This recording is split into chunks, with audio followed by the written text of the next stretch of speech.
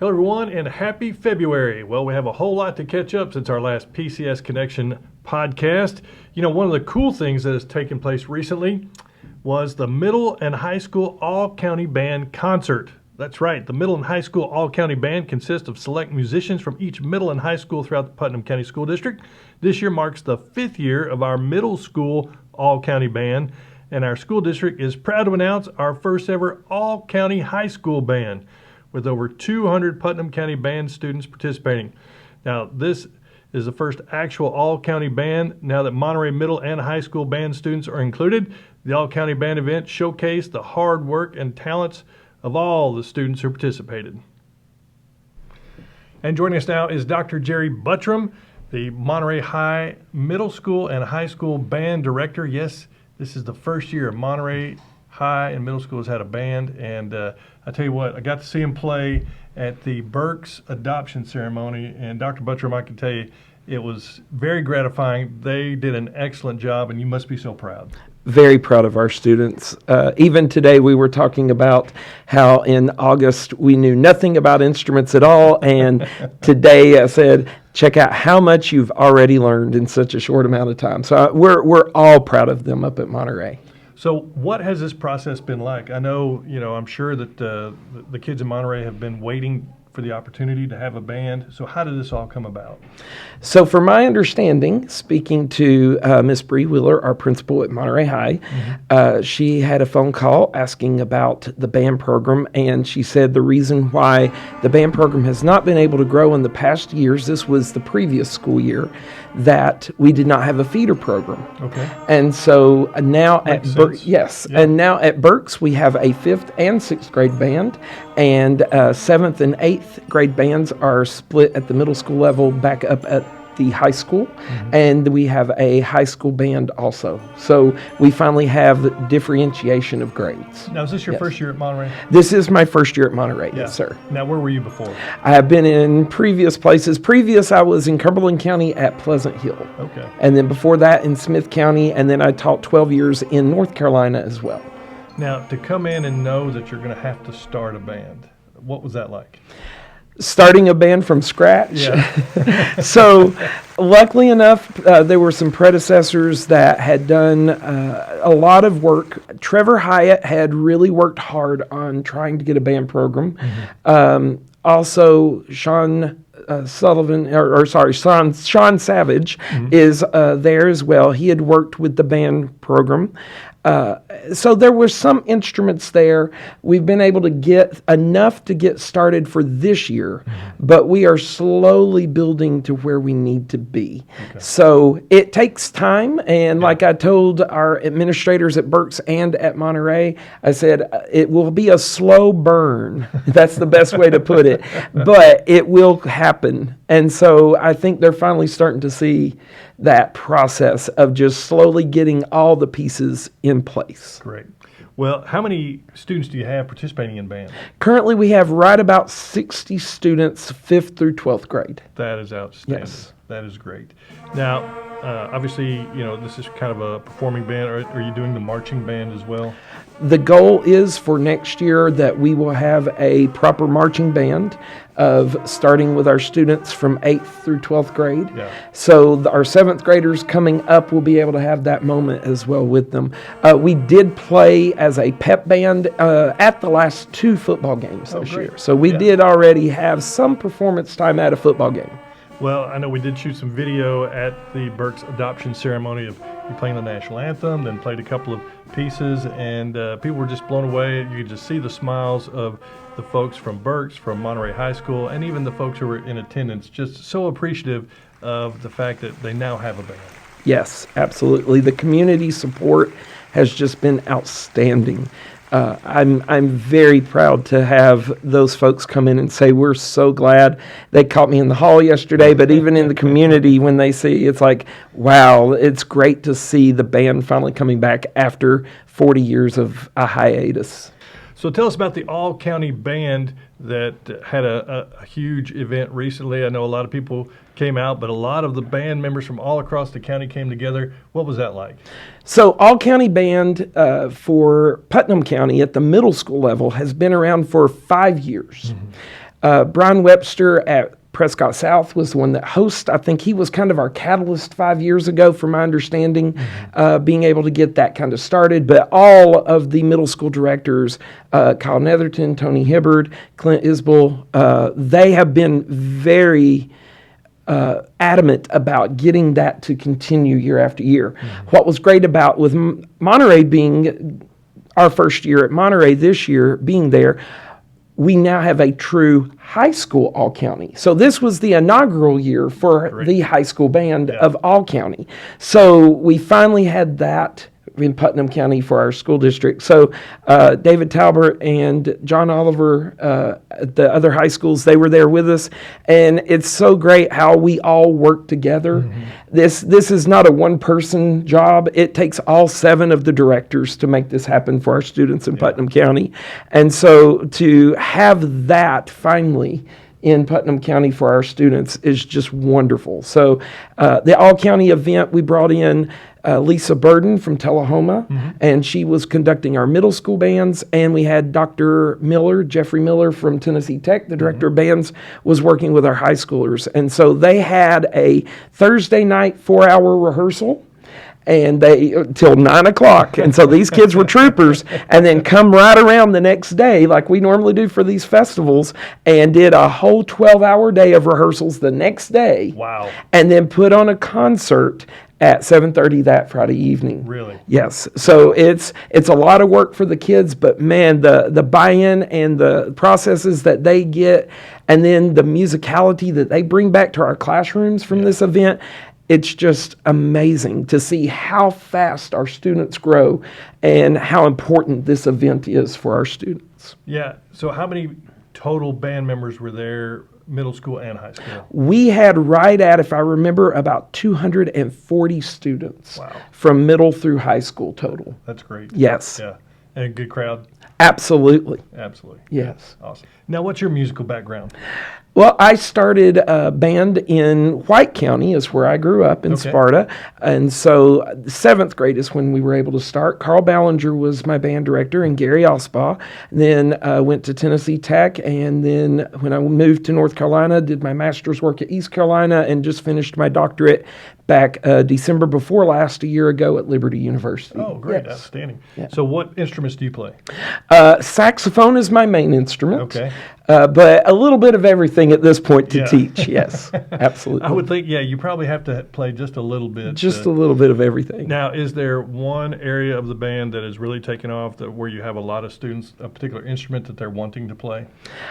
It's actually pretty balanced. Really? Yes. And so what we do is we allow them to try each instrument and the mouthpieces of each instrument when we started back in August. And then we try to find what's going to fit that student best. Yeah. Because one instrument can be a little bit more challenging for a student than another. Sure. And a lot of it has to be on the way you're made. And so we're all made a little different. So one instrument kind of gravitates to one person better than the other. Yeah. Yeah. And now, as far as getting instruments, do you feel the need that there's going to be a need for more instruments coming?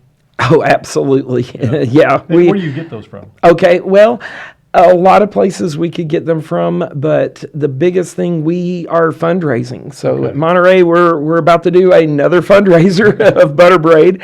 Funny enough, I was talking to that person today by email, and we did a fruit sale earlier in the fall, and then we're going to do a dessert fundraiser night on April the 11th. Okay. So that is where the big band sound here in Cookeville comes up. They're going to come and play with us, and the students will perform, and we'll have desserts, and we'll ask for donations that night as well. So it'll be a lot of fun. Yeah.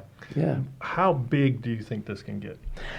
Oh, the sky's the limit with the kids. So I am hoping that we can have a band of about 45 students, which would be 10% of the high school. That is the goal, is 10% in about 5 years. Yeah. So about 10 students per grade at Monterey, which would be about right for the high school level. So 10% is kind of that goal that you're looking for. And then 30% you're trying to get at your middle school altogether. Okay. Yeah. So what's been the most challenging thing so far for you starting out this band program? Oh, culture. Culture is the biggest thing because you're building a culture when it comes to band, Right. and getting them to just understand what is band about. Yeah. So, growing that culture and making a culture of growth for them is so vital on what we do. And so I feel like the students are finally seeing, wow, they're being valued, and they see the growth that they're making. I get goosebumps just thinking about that and how much that they have grown and that growth that they see every day. How much do you encourage them to practice on a regular basis? The goal for them is 5 days a week. So we talk about how to practice. I check and see, have you been taking your instrument home? Oh, we do that every day. They know, Dr. Buttrum's checking for instruments every day. And so the goal is to be able to practice 5 days a week for about 20 to 30 minutes a day. And we'll have, weekly or every other week a test on an example musically to see where they're at. Yeah. And the level of music, I assume, it's more difficult as they go, longer and longer. Or is there a particular set of pieces that you're wanting to teach them that they're just not ready for yet? You're exactly right in that concept. The goal is that and we were talking about that, funny enough, in all the band classes today, that the more that we learn, the more we can do. Yeah. And so the challenge is to continually learn more within the music of or the language of music. Yeah. And being able to read and being able to hear and process and go through all those things and adding more expression to what we do and be able to have more challenging music as we grow as musicians. So yes, we are looking at being able to play pieces of music that become more challenging throughout the time. Yes. Great. Dr. Jerry Buttrum, the first year band director for Monterey Junior High and High School, Middle School. Thank you so much, and congratulations on the progress that you've made so far.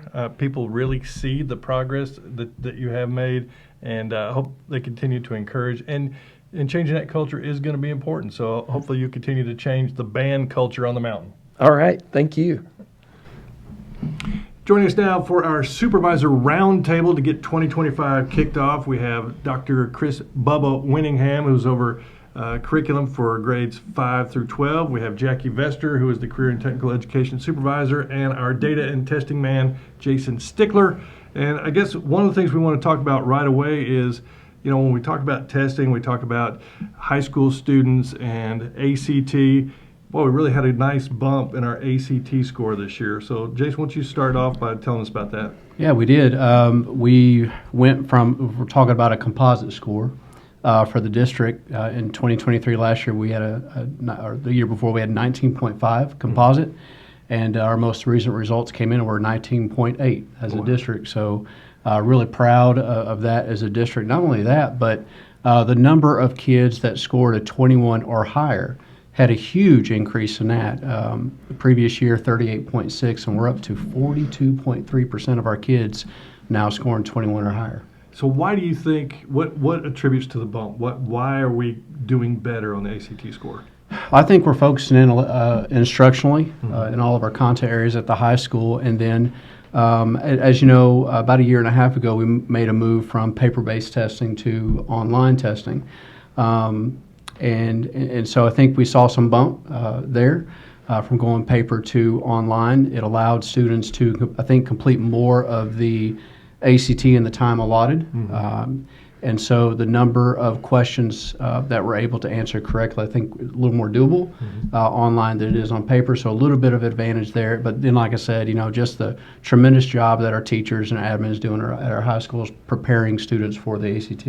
Yeah. So, Dr. Winningham, when you see that your ACT scores are going up, you're over curriculum in 5th through 12th grade, that's going to make you feel pretty good. It does. And it's attributed to the work of our teachers, our coaches, our instructional coaches, and our administrators. We've dedicated at our high schools time during the week, advisement time, where we're really pushed in on ACT prep, because that at the end of the day, that means money for those students. Yeah. So we want them not only to be successful just, for after high school, but, it means a lot more, the higher you score on that test. It's such an important test. And so it's attributed to a lot of factors. And so we're proud. We know that we have work to continue to do, but our coaches, our teachers, our administrators, and our buildings understand that push. They understand that focus, and they're behind it. So. Well, Jackie, from a career and technical perspective, where do you come in on this? So in career and technical education, we're trying to help our students build a toolbox. Yeah. And so the ACT is just another tool in that toolbox to help them on their post-secondary journey. And then I also love that the number of students scoring a 21 or above has increased because for Ready Graduate, if they hit that 21 mark, they're automatically a Ready Grad. Wow, that's awesome. So is it testing season yet? I mean, we're getting into the testing season. We're moving there. And actually, in February, we have some field testing going on within the district. So all of our grade levels will take some time the week of February 10th to the 14th. Just a little bit of time for one day that week to just take a writing exam. And that's just for the state to field some future TCAP questions. And then we're prepping for spring TCAP as well, which kicks off April 14th. Wow, won't be long. Jackie, going back to career and technical, kind of what is the goals for the spring semester? What are you looking forward to this spring? So spring's always an exciting time. We have students that are wrapping up their coursework, so they're starting to sit for those industry credentials and earn those so that they can take them into the workplace. Again, add that into the toolbox. But then at the same time, we're starting to welcome our rising ninth graders, and they're choosing their programs of study, and they're visiting our CTE program. So it's really exciting to meet them and their parents and see what they think about our high school CTE programs. So that's an exciting piece of the spring. Yeah, and then the certification, those things happen in the spring as well? Yes, most of them happen in the spring. We did have some students that sat in December. They've worked all semester on that, and then they've wrapped up. But most of our testing will be in the spring. Now, you're also really involved, I know, in FFA. Is there any big things coming up? I mean, last year we had the greenhouse in Monterey, the ribbon cutting for that. That was pretty cool. Yes. Well, all of our CTSOs are gearing up to go to their state conferences in the spring. And I know DECA, for example, they're first up, and they're taking more students than they've ever taken before to compete at the state level. So we're really, really excited for our CTSOs and what they're doing, the work those teachers and students are putting in. Yeah. So, Bubba, what do you get excited about in the springtime from a curriculum perspective? We're testing. I know that it's kind of it comes on us quick. We just came back from the break, and before you know it, we'll be in testing season. It's kind of far out, but graduation time is huge. Seniors really gearing up. Yes, and that's an exciting time too. We start having our awards banquets and getting ready for graduation. But just right now, we came off the break. We completed a second benchmark in our schools, and that gives us a kind of a snapshot of where our kids are, and then what kind of work we can do this last semester before testing starts to really make those improvements. So we just had our countywide PLC yesterday, so a lot of work within those grade levels and those content areas of kind of one final push. Just to see, based on benchmark data and what we can do, what instructional practices, those teachers can adjust to for those kids, because, at the end of the day, that's what it's about. So those things I know they're not exciting to everyone, but that's where, this is a fast semester. It's a fast. It'll be over before you know it. Exactly. So, but there's a lot of work still to be done. So. Well, looking at the curriculum angle from the snow days that we've had to try and start the semester back, to try and start the spring back, we've had 6 snow days. 5 came, that kind of preempted the winter break being over and getting the third 9 weeks going. What does that do from a curriculum perspective? Pacing. We a lot of teachers have to adjust their pacing based on that. We have a pacing guide that we stick closely to, and so coming back from that, teachers are having to adjust. Okay, they're maybe having to look at what can I get covered in this time now. They maybe have to where they wanted to spend a couple days on something, maybe not be able to spend that much time. So it kind of points out, or it shows us, we kind of have to go back to the board and readjust based on how many days we have left of instruction and when those tests actually start. So, Jason, does it affect data and testing at all when you have a snow day? It does, and not just instruction having to pivot and adjust, but we administer screeners throughout the year as well, which gives us a good idea on where teachers can assist students in closing skill gaps to prepare students for TCAP or the ACT in March, coming up as well. But the snow days, we want to make sure that we get enough data and accurate data, so we're having to adjust those dates or the windows a little bit just to give students and teachers enough time to complete the screeners. Yeah. Jackie, I know you have a daughter that plays basketball for Monterey High School. I'm sure you, as a mom, you have a student that loves seeing those snow days. Oh, yes. Both of my kiddos were not super happy to go back to school, but at the same time, they're always glad to see their friends and their teachers and get back in a routine. But, it's also nice to be warm at home as well. So. And I know, Bubba and Jason, you do too, and I'm sure, your kids were they ready to go back? No, mine were not ready to go back. No. We talk about how fast the spring, goes through the semester and we come to graduation. Just what are some things, just to kind of keep reminding students about, hey, just remember this before it creeps up on you? The first thing that comes to mind is ACT. I mean, we got the field test come up in February, but for our 11th graders, March 25th. Is going to be their big day. Okay. We're going to have a few days to take the ACT, March 25th through the 28th, and then that next week, March 31st through April 2nd. That's dependent upon the school. Sure. They'll let the students know on what particular day they're doing the ACT. But one thing that students can do to prep for that particular assessment is if they go to act.org, there's a lot of free study guides and free resources available, even a full practice test that they can take, and then links to purchasable items that they can purchase as well to help prepare.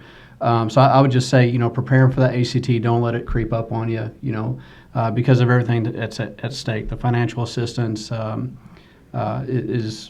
could be just a blessing to somebody there, and so I definitely want to prepare for that. And as far as TCAP, April 14th, just really get into those classes and do what needs to be done in those classrooms. Yeah, Jackie. Yeah, and really in the spring, just for students, those rising ninth graders, to take advantage of those open houses at the high schools. I know that, for CT, for example, it's very different than what it was when I was in high school. So it's really good for parents and students to go and see what we have. Also in the spring, we'll be having our dual enrollment parent information sessions, and so mark your calendars as those dates come out. Those are really important, great opportunities, again, toolbox items for post-secondary, and it's just a great way to see, is this the right fit for my student? When you go, we always have TCAT and Tennessee Tech and Vol State there with us, so why not come and get that information straight from the horse's mouth? Absolutely.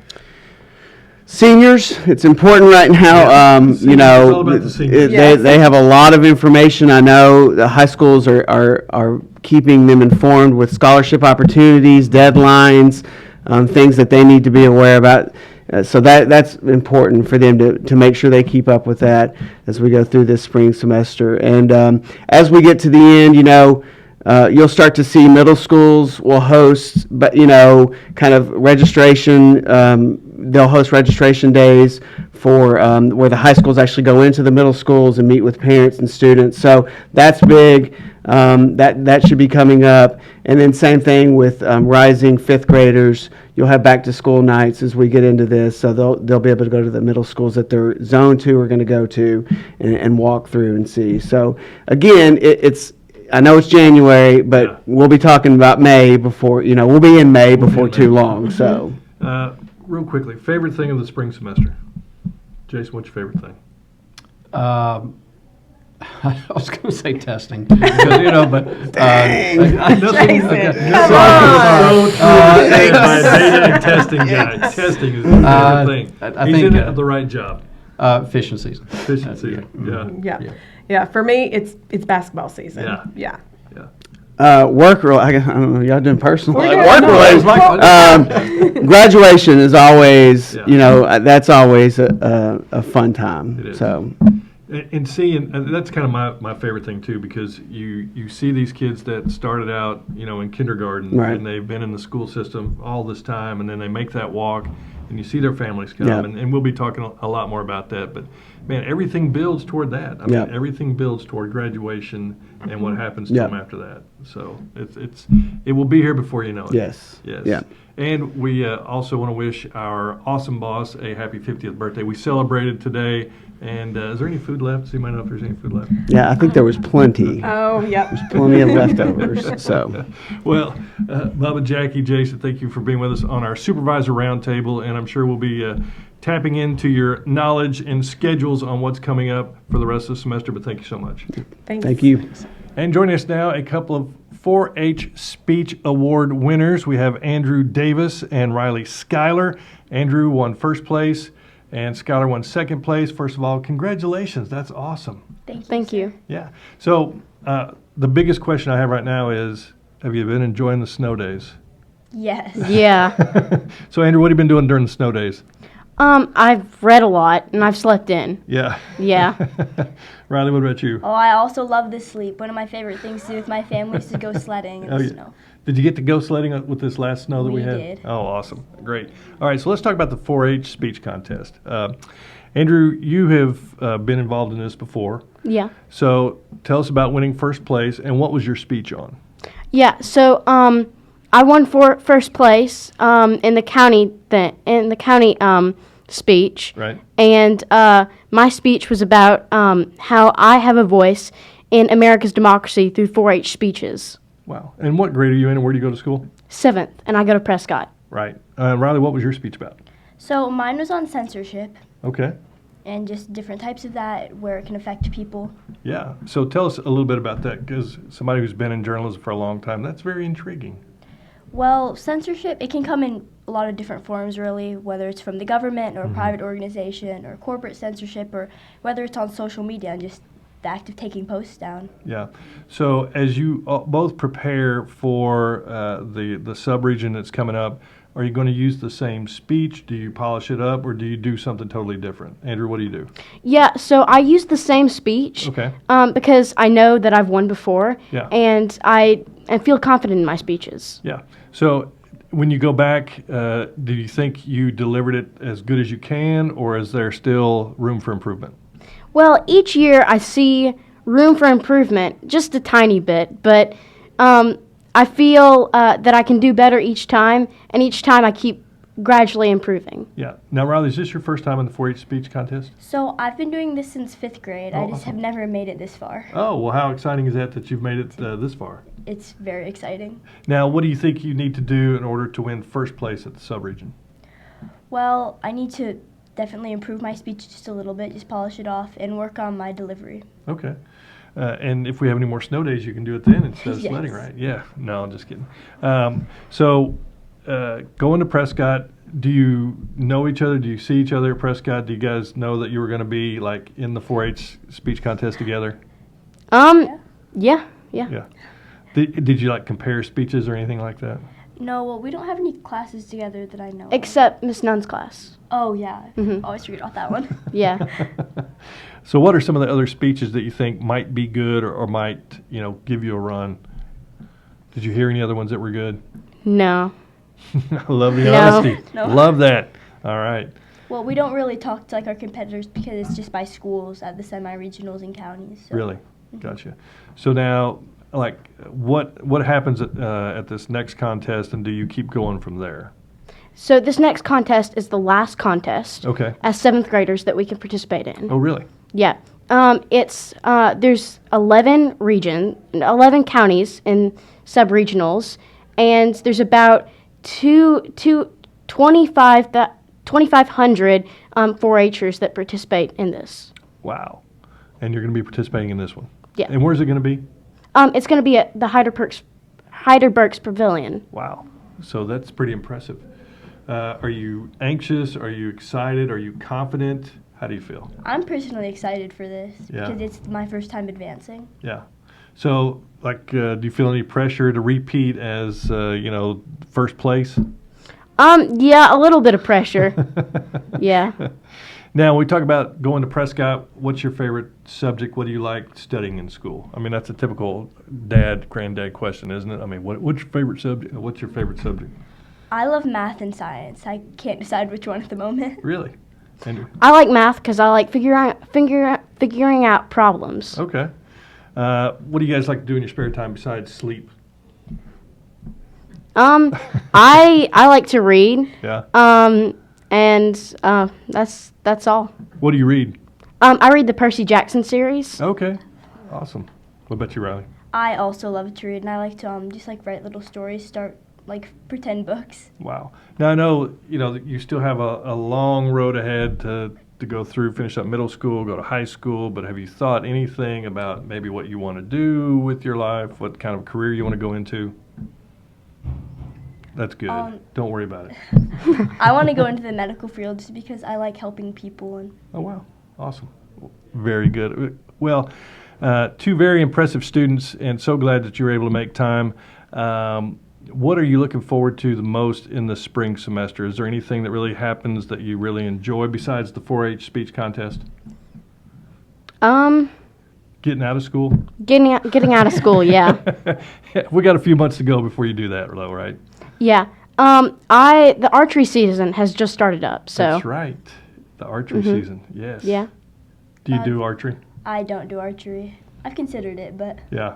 never actually went through with that. Anything you like about the spring semester? Well, we have our Lion King show coming up soon. Okay. Are you going to be involved in that? Yes, sir. Awesome. Well, great. Well, congratulations, Andrew and Riley, on what you've done so far and hopefully what you're going to do in the next 4-H contest. But whatever happens, first and second place, very impressive. So congratulations. Thank you. so much. And Well, unfortunately, Riley and Andrew did not win the sub-region, but they represented Prescott South Middle School well, and they represented Putnam County very well. Speaking of representing Putnam County well, congratulations go out to our Prescott South Middle School 5th and 6th grade Lady Bulldogs for winning the James C. Hale AA State Championship. Way to go, Lady Bulldogs.